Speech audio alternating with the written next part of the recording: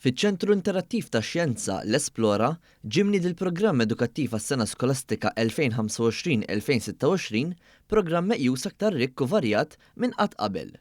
Fil-fatt, dan il-programm li se jkun qed jibda f'Ottubru u jispiċċa f'Ġunju se joffri 18 workshop hands-on, 8 shows interattivi ta' xjenza, 2 rakkonti interattivi ta' kotba, spettaklu tal-pupazzi, b'4 live shows u 17 il-film fil-Planetarium.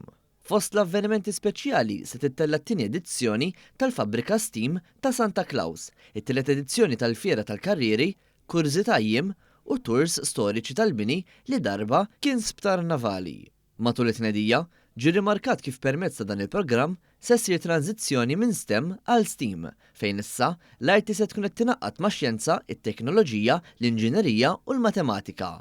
Id-deputat direttur fih dan l-Esplora, Kiki Mizzi, elenkat kemm il-programm se jkun qed jolqot b'xi mod jew ieħor lil kulħadd. Anka l-iskejjel li jiġu il-programm tagħhom inbidel naqra.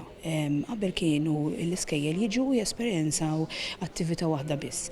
Issa jesperjenzaw curiosity burst ngħidula aħna fejn it-tfal ħajjetu ħafna informazzjoni b'mod vera eċitanti. Min-naħa tagħhom, il-Ministru għall-Edukazzjoni, l-Isport, iż-Żgħażagħ, ir-Riċerka u l-Innovazzjoni, Clifton Grima, u s-Segretarju Parlamentari għaż-Żgħażagħ, ir-Riċerka u l-Innovazzjoni, Kita Tsoparlitanti, saħqu fuq ir-rwol kbir li l-Esplora tilab fuq il-perkors edukattiv taż-żgħażagħ u kif dan il-programm se jkun qed jikkomplementa il-kurrikulu edukattiv tas-sena li ġejja. L-Esplora permezz ta' dan il-programm edukattiv qiegħda tagħti l-opportunità lil eluf ta' studenti sabiex jattendu ġewwa l-Esplora jitalmu immanka jieħdu gost. U dan jgħin fil-perkors akademiku imma fuq kollox jassigura li t-tfal tagħna jkollhom l-għodda neċessarji sabiex jilħqu dak illi huwa l-iżvilupp sieħ tagħhom. Aħna qed nenfasizzaw is-suġġetti STEM, ix-xjenza, t-teknoloġija, l-inġinerija u l-matematika għaliex dawn huma suġġetti importanti ħafna, nużawhom il-ħin kollu, imma forsi anke iktar importanti minn hekk qegħdin jagħtu